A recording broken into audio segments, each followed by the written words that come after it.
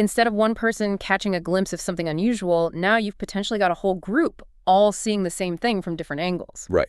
It takes what might have been easily dismissed as, oh, it was probably nothing, and turns it into a documented event, like a shared experience with multiple witnesses. Okay, so we've got this whole network of people all looking up at the same time. What's the big advantage of having so many eyes, so many perspectives on one event? That's where CITER really shines, I think.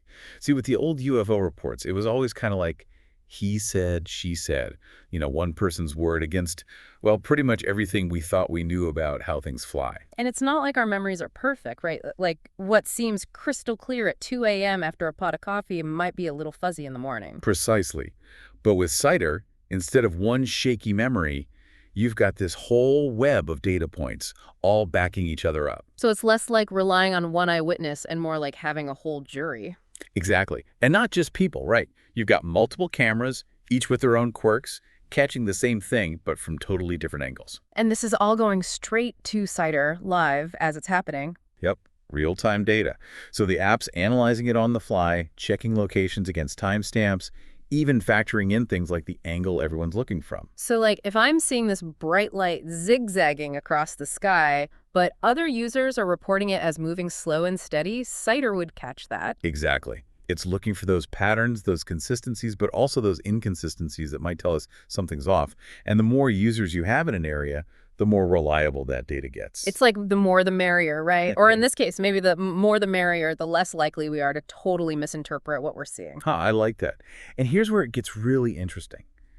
Imagine the potential once we have tons of data from CITER users, like all over the world. So we're talking actual data-driven insights into UFOs, not just blurry pictures and I think I saw stories. Exactly. We could map out hotspots, analyze flight paths, even see if there's a link between sightings and things like weather or geography. The possibilities are huge. It really feels like a whole new era of research is just beginning, and it's all thanks to this collaborative, data-driven approach.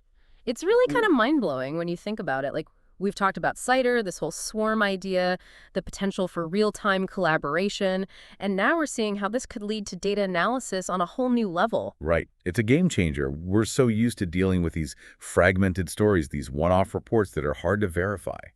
But now, imagine having a database with thousands, even millions of sightings, all cross-referenced and checked for consistency. We could finally start getting some real answers about UAPs, not just more questions, right? Like, where do these things appear most often? What are they doing up there? Are there any patterns we can connect to? Location, time of day, even the weather. There's so much we could learn. Absolutely.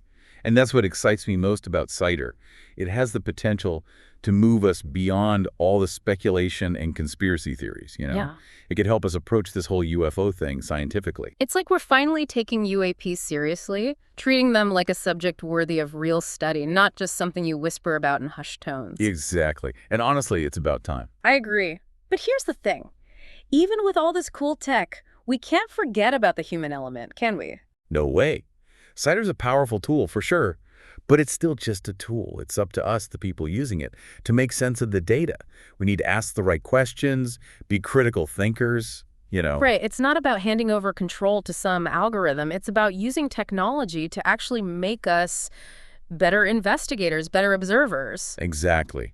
We're talking about using technology to amplify our own curiosity, to help us unlock these mysteries that have captivated us for so long. So for everyone listening, next time you're outside looking up at the stars, think about this. What if you had the power to connect with others right then and there and actually explore those unknowns together? Would you be more likely to look a little closer to pay attention to those weird lights in the sky? It's a thought-provoking question, isn't it? It really is. Yeah. And who knows, maybe one day, thanks to things like CITER and that shared sense of wonder, we'll finally crack the code and figure out what's really going on out there. Thanks for joining us for this deep dive.